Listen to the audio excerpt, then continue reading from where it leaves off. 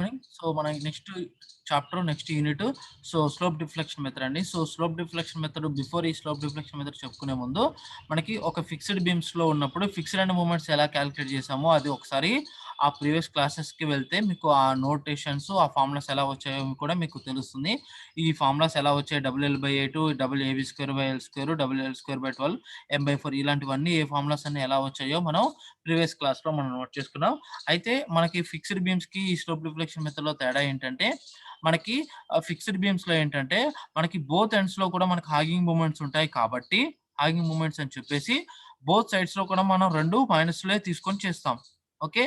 అక్కడైనా సరే, ఇక్కడైనా సరే ఎంఏబీ అయినా, ఎంబీఏ అయినా సరే అన్నీ కూడా మైనసెసే తీసుకుంటాం. బట్ ఇక్కడ స్లోప్ డిఫ్లెక్షన్ మెథడ్‌కొచ్చేసరికి ఇది కంటిన్యూయస్ బీమ్స్ కదా! కంటిన్యూయస్ బీమ్స్‌ని మనం స్లోప్ డిఫ్లెక్షన్ మెథడ్ ద్వారా అనాలిసిస్ చేస్తున్నాం కాబట్టి, అక్కడ ఇది ఫిక్స్డ్ బీమ్స్ కావు కాబట్టి, ఇక్కడ ఏం చేస్తామంటే, ఏదైతే క్లాక్ వైస్ మూవ్‌మెంట్స్ ఉంటాయో, ఆ క్లాక్ వైస్ మూవ్‌మెంట్స్‌ని మనం పాజిటివ్ తీసుకుంటాము. యాంటీ క్లాక్ వైస్ మూవ్‌మెంట్స్‌కేమో నెగెటివ్ తీసుకొని చేస్తాం ఈ ప్రాబ్లమ్స్ అన్నీ. ఓకే. ఈ స్లోప్ డిఫ్లెక్షన్ మెథడ్ అనేది దేనికి యూజ్ చేస్తామంటే, కంటిన్యూయస్ బీమ్స్ ప్రాబ్లమ్స్ చేస్తాము. అయితే ఈ కంటిన్యూయస్ బీమ్స్ అన్నీ కూడా కంటిన్యూయస్ బీమ్స్ అంటే అది ఇంటర్నల్ సపోర్ట్స్ ఉంటాయి కానీ ఎక్కడా కూడా అది ఫిక్స్డ్ బీమ్స్ కూడా అనేవి ఉండవు. ఒక స్పాన్‌కి అనేది ఒక ఫిక్స్డ్ బీమ్ అనేది ఉండదు కాబట్టి, బట్ ఆ ఈక్వేషన్స్‌ని యూజ్ చేసుకొని ఆ యొక్క ఫైనల్ ఎండ్ మూవ్‌మెంట్స్, ఆ ఫిక్స్డ్ ఎండ్ మూవ్‌మెంట్స్‌ని తీసుకొని ఈ ఫైనల్ చేసుకుంటూ అనాలిసిస్ చేసుకుంటూ వెళ్తాం కాబట్టి ఆ ఫార్ములాస్ వాడతాం. బట్ ఇక్కడ ఏంటంటే స్మాల్ చేంజ్ అనేది ఏంటంటే, ఎక్కడైతే క్లాక్ వైస్ మూవ్‌మెంట్స్ ఉంటాయో అక్కడ పాజిటివ్ తీసుకుంటాం. ఇక్కడ యాంటీ క్లాక్ వైస్, ఇది క్లాక్ వైస్. క్లాక్ వైస్ కాబట్టి ప్లస్.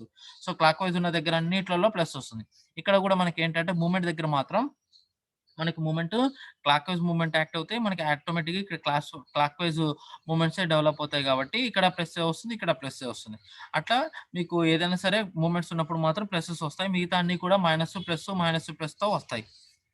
ఓకే. ఇదే విధంగా మైనస్ ప్లస్. ఓకే. ఇవి ఒకసారి ఫిక్స్డ్ అండ్ మూవ్‌మెంట్స్‌ని గుర్తుపెట్టుకోండి. ఒకసారి ప్రీవియస్ క్లాస్‌కి వెళ్లి చూడండి. ఆ నోటేషన్స్, ఆ ఫార్ములాస్ చాలా ఇంపార్టెంట్. అవి గుర్తుపెట్టుకోవాలి. అది గుర్తుపెట్టుకోకుండా మనం ప్రాబ్లమ్స్ అయితే చేయలేం. ఓకే.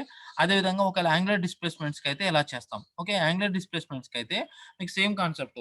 ఎక్కడైతే డిస్‌ప్లేస్‌మెంట్ గనుక ఉంటుందో యాక్చువల్లీ ఇక్కడ డిస్‌ప్లేస్‌మెంట్ అనేది ఫిక్స్డ్ హింజ్డ్ సపోర్ట్ అదే రిజిడ్ సపోర్ట్స్ దగ్గర అంటే ఇటువంటి ఫిక్స్డ్ టైప్ దగ్గర మనకి డెల్టా బి అనేది జనరల్‌గా 0 అవుతుంది కాబట్టి ఇక్కడ ఏమవుతుందంటే ఇక్కడ ఎక్కడైతే సింపుల్ సపోర్టెడ్ ఎక్కడైతే ఉంటాయో అక్కడ యాంగులర్ డిస్‌ప్లేస్‌మెంట్స్ అనేవి వచ్చే ఛాన్స్ ఉంటుంది. ఎక్కడైతే డిస్‌ప్లేస్‌మెంట్ ఉంటుందో అక్కడ మాక్సిమం ఉంటుంది. 4EI θa బై L వస్తుంది. ఈ ఫార్ములా కూడా ఎలా వచ్చిందో మీకు ప్రీవియస్ క్లాస్‌లో చూపించాను. ఇక్కడ మీకు ప్రాపర్టీ క్యాంటిలివర్‌లో కావచ్చు లేదా ఫిక్స్డ్ బీమ్స్‌లో గాని వస్తాయి. ఓకే. ఇక్కడ ఎంతైతే మూవ్‌మెంట్ క్రియేట్ అయిందో అది ఇక్కడికొచ్చేసరికి హాఫ్ ఆఫ్ ద మూవ్‌మెంట్ అనేది మూవ్‌మెంట్ ఓవర్ బికి క్రియేట్ అవుతుంది. అందుకే ఇక్కడ వచ్చిన ఆన్సర్‌లో హాఫ్ అంటే 1/2 కాస్త ఏమవుతుంది 2EI θa బై L వస్తుంది. ఓకే. ఇలా వస్తుంది. అదే విధంగా ఒకవేళ ఇక్కడ తీటా బి దగ్గర గనక ఇటు సైడ్ గనక డిఫ్లెక్షన్ అయితే, ఓకే. తీటా బి దగ్గర డిఫ్లెక్షన్ అయితే, okay. 2ei theta B by L వస్తుంది. ఓకే. ఎక్కడైతే అంటే ఇక్కడ ఈ పాయింట్ బి దగ్గర కాబట్టి ఎక్కడైతే డిఫ్లెక్షన్ ఉందో అక్కడ మాక్సిమం వస్తుంది. Same concept 4ei theta by. ఎక్కడైతే దీని వల్ల వచ్చినటువంటి ఈ యాంగులర్ రొటేషన్ వల్ల ఇక్కడొచ్చిన మూవ్‌మెంట్ ఏదైతే ఉందో ఇక్కడ క్యారీ అయ్యేసరికి అందులో హాఫ్ ఆఫ్ ది మూవ్‌మెంటే క్యారీ అవుతుంది కాబట్టి ఇక్కడొచ్చిన మూవ్‌మెంట్ 1/2 కాస్త మూవ్‌మెంట్ అప్పుడు ఏబీకి ట్రాన్స్‌ఫర్ అవుతుంది. ఓకే. ఇది యాంగులర్ డిస్‌ప్లేస్‌మెంట్ సంబంధించిన information. Next one linear displacement. Linear displacement గురించి చెప్పేటప్పుడు కూడా మీకు ఫిక్స్డ్ బీమ్స్‌లో కూడా చెప్పాను. యాక్చువల్‌గా మనకి బోత్ సైడ్స్ అనేవి జనరల్‌గా ఇక్కడ హాగింగ్ మూవ్‌మెంట్స్ అనేవి ఉంటాయి. ఇటువైపైనా సరే, ఇటువైపైనా సరే. But due to sinking of support వల్ల ఏమవుతుంది ఇక్కడ ఇటువైపు అనేది ఒక క్లాక్ వైస్ డైరెక్షన్‌లో ఇది సాగింగ్ టైప్ అనేదొస్తుంది. సాగింగ్ టైప్ కాబట్టి, ఈ టైపు అంటే ఇటువైపు ఈ టైప్ మూవ్‌మెంట్ అనేదొస్తుంది. ఇది యాంటీ క్లాక్ వైజే, ఇది యాంటీ క్లాక్ వైజే కాబట్టి 2 చోట్ల కూడా మనకి -6ei delta by L square వస్తుంది. అంటే సింపుల్‌గా ఇలాగైనా గుర్తుపెట్టుకోండి. లేదనుకుంటే రైట్ సైడ్ డిఫ్లెక్షన్ అయితే మాత్రం 2 చోట్ల మైనస్ వస్తుందని గుర్తుపెట్టుకోండి. ఓకే. రైట్ సైడ్ గనుక డిఫ్లెక్షన్ అయితే బోత్ సైడ్స్ కూడా మైనస్ వస్తుంది. అదే విధంగా ఫర్ ఎగ్జాంపుల్ ఇటు మీరు గనక అబ్జర్వ్ చేస్తే ఒకవేళ లెఫ్ట్ సైడ్ గనుక డిఫ్లెక్షన్ అయిందనుకోండి. జనరల్‌గా ఇటువైపు ఇలా ఈ టైప్ ఆఫ్ మూవ్‌మెంట్ ఉంటుంది. ఇటువైపు ఈ టైప్ ఆఫ్ మూవ్‌మెంట్ అనేది ఉంటుంది. బట్ ఇక్కడ సింక్ అవ్వడం వల్ల ఏమవుతుందంటే ఇటువంటి యాంటీ క్లాక్ వైస్ మూవ్‌మెంట్ కాస్త ఈ సింకింగ్ వల్ల ఏమవుతుందంటే క్లాక్ వైస్ మూవ్‌మెంట్‌గా చేంజ్ అవుతుంది.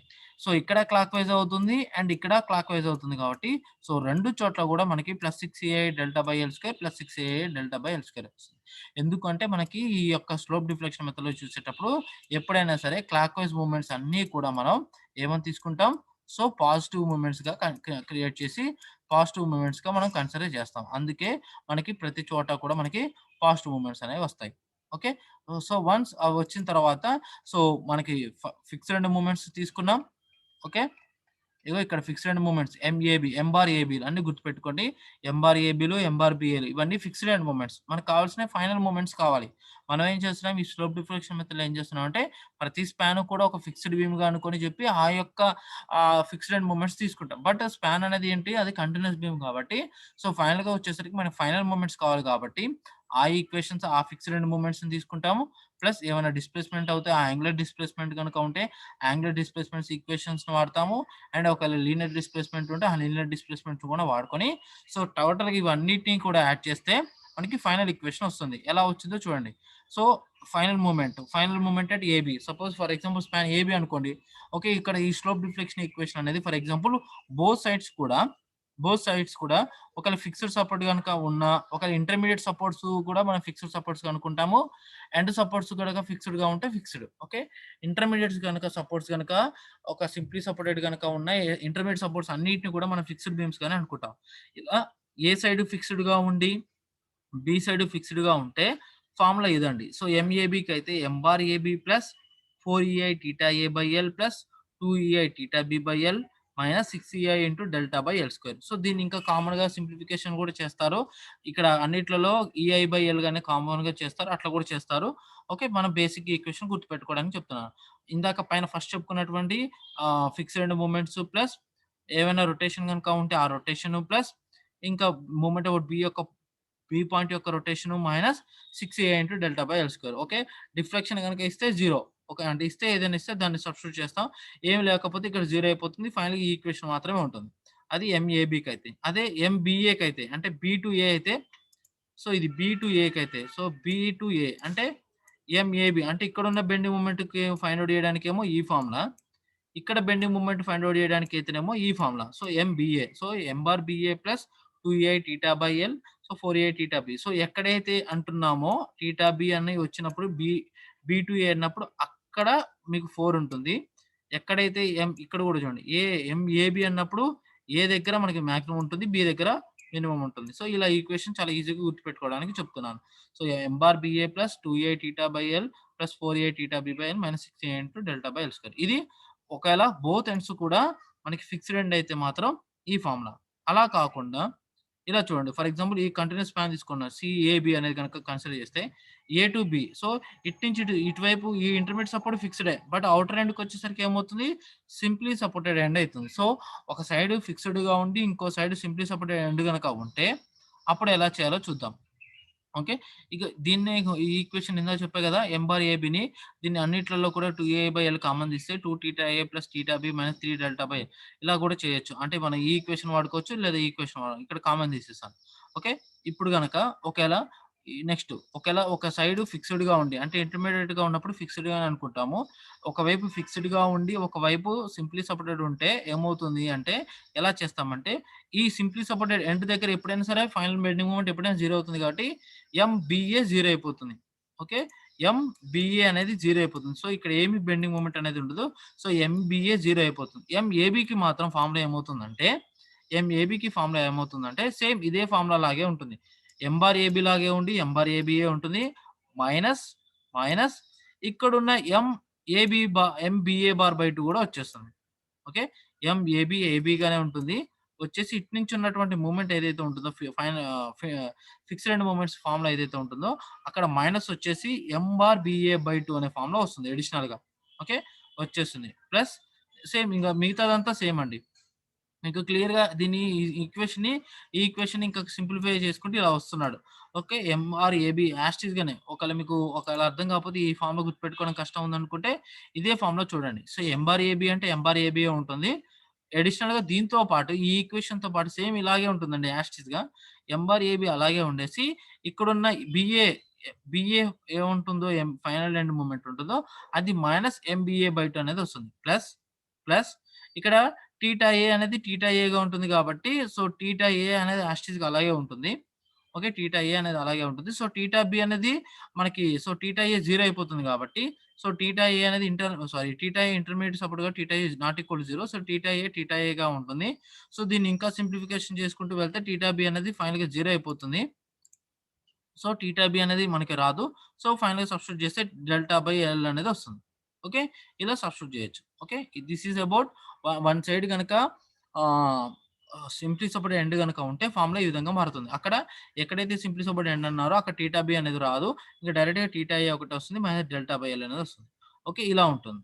ఒకవేళ ఇంకా సింప్లిఫికేషన్‌గా చేసుకుంటూ వెళ్తే ఇంకా వన్ సైడు ఓవర్ హ్యాంగింగ్ ఉంటే సపోజ్ ఏబీ అనే స్పాన్ తీసుకున్నప్పుడు బీసీ అనే ఒక ఓవర్ స్పానింగ్ ఉంటే సేమ్ ఇదే ఫార్ములా కాస్త ఇంకొంచెం ముందుకొచ్చేస్తుంది. ఎట్లా అంటే సేమ్ ఎంఏబీకి ఎలాగైతే ఉందో ఎంబార్ ఏబీ వస్తుంది.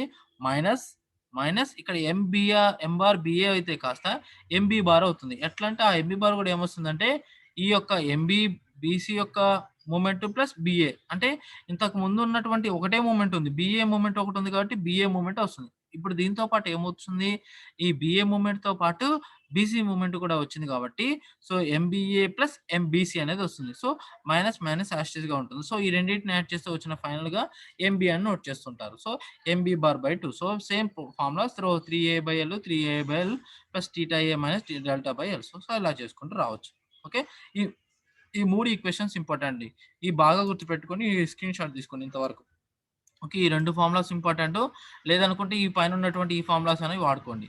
ఇంగా ఫైనల్‌గా వచ్చేసరికి one side simply support end గనక ఉంటే ఈ ఫార్ములా, అవతల ఎండ్‌ది 0 అయిపోతుంది.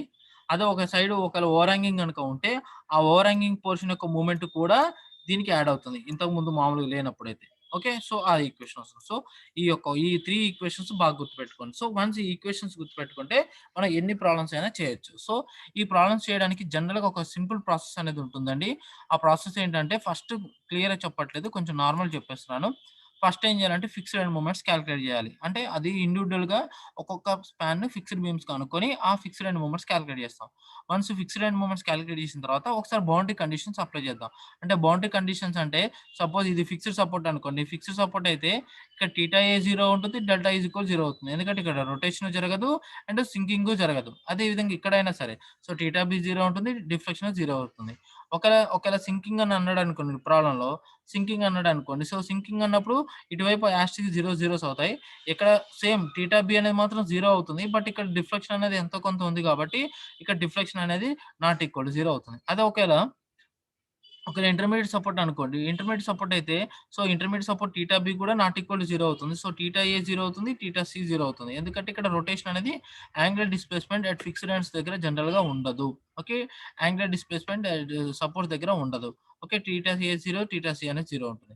ఇక అన్ని చోట్ల డిఫ్లెక్షన్ అనేది 0 ఉంటుంది. ఒకవేళ సింకింగ్ అంటే ఎక్కడైతే సింక్ అన్నాడో అక్కడ డిఫ్లెక్షన్ అనేది నాట్ ఈక్వల్ టు 0 ఉంటుంది. అట్లా మనకి ఇచ్చినటువంటి డయాగ్రమాటికల్‌గా చూసి ఓకే. ఇచ్చినటువంటి డయాగ్రామ్ పరంగా మనకి తీటా ఏ అనేది జీరోసా కాదని మనం ఆ యొక్క బౌండరీ కండిషన్ నోట్ చేసుకోవాలి. వన్స్ బౌండరీ కండిషన్స్ అయిపోయిన తర్వాత మనకి ఉన్నటువంటి స్లోప్ డిఫ్లెక్షన్ ఈక్వేషన్ ఉంది కదా! MAB is equal to MRAB plus 2a/l plus 2 theta A plus theta B minus 3 delta పై ఈ ఫార్ములా ఉంది కదా! ఈ ఫార్ములాలో సబ్స్టిట్యూట్ చేస్తే మనకి ఈ స్లోప్ డిఫ్లెక్షన్ ఈక్వేషన్ అనేది వచ్చేస్తుంది. వన్స్ ఈ ఈక్వేషన్స్ వచ్చిన తర్వాత, ఆ ఈక్వేషన్స్ అన్నీ అంటే ఎన్ని స్పాన్స్ ఉంటే అన్ని స్పాన్స్‌కి ఆహ్, ఏబీకి, బీసీకి, సిబీకి అలా అన్ని సబ్స్టిట్యూషన్ చేసిన తర్వాత నెక్స్ట్ మనం బౌండరీ కండిషన్స్ అప్లై చేస్తాం. అంటే ఈక్విలిబ్రియం కండిషన్స్ అంటాం లేదా boundary condition. Equilibrium conditions intermediate support దగ్గర అప్లై చేస్తాం. అంటే for span ABC 2 continuous span ఉందనుకోండి. మధ్యలో ఇంటర్మీడియేట్ సపోర్ట్ బి అనేది ఒకటుంది. అక్కడ మనకి ఈక్విలిబ్రియం కండిషన్స్ అప్లై చేస్తాం. ఒకవేళ మోర్ థాన్ ఇంకొక 4 సపోర్ట్స్ ఉన్నాయనుకోండి. ఇంటర్మీడియేట్ సపోర్ట్స్ బీసీ కూడా వస్తాయి. అప్పుడు ఆ ప్రతి జాయింట్ ఇంటర్మీడియేట్ సపోర్ట్ ఎక్కడైతే ఉంటుందో అక్కడ మూవ్‌మెంట్ ఈక్విలిబ్రియం అంటే అక్కడ ఈక్విలిబ్రియం కండిషన్స్ అప్లై చేస్తాం. సో, ఇక్కడ ఏదైతే సపోర్ట్ ఉంటుందో ఫర్ ఎగ్జాంపుల్ ఇక్కడ ఇది చూడండి. ఇక్కడ ఇంటర్మీడియేట్ సపోర్ట్స్ ఎన్నండి? ఇక్కడ ఒకటే ఉంది. ఏ అనేది ఎండ్ సపోర్ట్, సి అనేది ఎండ్ సపోర్ట్, బి అనేది ఒక్కటే intermediate support. So, intermediate support దగ్గర మనం ఈక్విలిబ్రియం కండిషన్స్ అప్లై చేయాలి. సో, దాని ప్రకారం ఏంటంటే MBA plus MBC is equal to 0 చేయాలి. MBA plus MBC is equal to 0 చేయాలి. సో, అలా చేస్తే మనకి ఫస్ట్ ఈక్వేషన్ వస్తుంది. అట్లా సో, ఇక్కడ ఎన్ని అన్నౌన్స్ ఉంటే అన్ని ఈక్వేషన్స్ మనకు ఆటోమేటిక్‌గా వస్తాయి. నంబర్ ఆఫ్ ఈక్వేషన్స్ అన్నౌన్స్ తగ్గట్టుగా మనకి అన్నోన్ ఈక్వేషన్స్ వస్తాయి.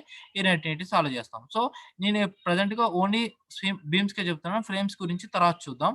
ఓకే. ఇలా ఈ కండిషన్ వరకు అయిపోయిన తర్వాత ఇలా చేస్తే మీకు ఇక్కడ నుంచి మీకు ఈఐ, తీటా, బి వాల్యూస్ అనేది వస్తాయండి. ఆ ఈక్వేషన్స్ ఉన్నాయి గదా! ఒకటే ఈక్వేషన్‌తో అయిపోతే డైరెక్ట్‌గా ఆన్సర్ వస్తుంది. 2 ఈక్వేషన్స్ ఉంటే వాటిని సాల్వ్ జేయాలి. అలా సాల్వ్ చేసిన తర్వాత మీకు ఈఏ, తీటా ఏ, తీటా బి వాల్యూస్ అనేవి వస్తాయి. వన్స్ ఈ వాల్యూస్ వచ్చిన తర్వాత ఈ వచ్చిన వాల్యూస్‌ని మనం ఇక్కడ సబ్స్టిట్యూట్ చేస్తాం. ఇక్కడ సబ్స్టిట్యూట్ చేస్తే మనకి మూవ్‌మెంట్ అబౌట్ ఫైనల్ మూవ్‌మెంట్స్ అనేవి వస్తాయి. Movement about AB, BA, BC, CB అనే ఒక ఫైనల్ మూవ్‌మెంట్స్ వస్తాయి. వన్స్ ఈ మూవ్‌మెంట్స్ కనుక వచ్చిన తర్వాత ఈ మూవ్‌మెంట్స్‌ని అన్నిటిని సబ్స్టిట్యూట్ చేస్తే మనకి బెండ్ మూవ్‌మెంట్ డయాగ్రామ్ వస్తుంది. సో, బెండ్ మూవ్‌మెంట్ డయాగ్రామ్ వచ్చిన తర్వాత రియాక్షన్స్ చేయడం చాలా easy. So, take movement about B is equals 0 left side గాని, రైట్ సైడ్ గాని చేసేసి సో, చేస్తే మీకు ఆర్ఏ, ఆర్‌బీగా వస్తాయి. లేదా ఇంకేదైనా కావాలనుకుంటే summation upward force equal downward force చేస్తే కూడా మీకు రియాక్షన్స్ వస్తాయి. వన్స్ రియాక్షన్స్ వచ్చిన తర్వాత షియర్ ఫోర్స్ డయాగ్రామ్ డ్రా చేసుకోవచ్చు. ఇవి ఇలాంటి డిజైన్ స్టెప్స్ ఫాలో అవుతామండి. సో, వీటన్నిట్లలో చాలా మోస్ట్ ఇంపార్టెంట్ అంటే ఈ first 4 equations important. First fixed end movements find out చేయాలి. సో, తర్వాత బౌండరీ కండిషన్స్ అనేవి ఆ యొక్క ఫిక్స్డ్ ఎండ్ దగ్గర ఏ విధంగా ఉన్నాయో చూసుకొని జాగ్రత్తగా ఈ ఈక్వేషన్స్ సబ్స్టిట్యూట్ చేసేటప్పుడు వాటిలో సాల్వ్ చేయాలి. సో, ఎక్కడైతే ఇంటర్మీడియేట్ సపోర్ట్స్ ఉన్నాయో అక్కడ మనకి ఈక్విలిబ్రియం కండిషన్స్ అప్లై చేయాలి. సో, ఆ జాయింట్స్ దగ్గర. సో, వచ్చిన ఎన్ని ఈక్వేషన్స్ వస్తే వాటిని సాల్వ్ చేస్తే మూవ్‌మెంట్స్ వస్తాయి. ఆ మూవ్‌మెంట్స్‌ని మనం ప్లేస్ చేస్తే బెండ్ మూవ్‌మెంట్ డయాగ్రామ్ వస్తుంది. వన్స్ బెండ్ మూవ్‌మెంట్స్ వస్తే మనకి రియాక్షన్స్ మూవ్‌మెంట్ అబౌట్ ఏబీసీ చేస్తే మనకి రియాక్షన్స్ వస్తాయి. సో, రియాక్షన్స్ వస్తే మనకి shear force diagram, bend movement diagram draw చేయొచ్చు. ఓకే. ఒక ప్రాబ్లమ్ ఎలా చేయాలో ఒకసారి చూపిస్తాను. సో, వన్స్ ఆ ప్రాబ్లమ్ చూస్తే మీకు అర్థమవుతుంది.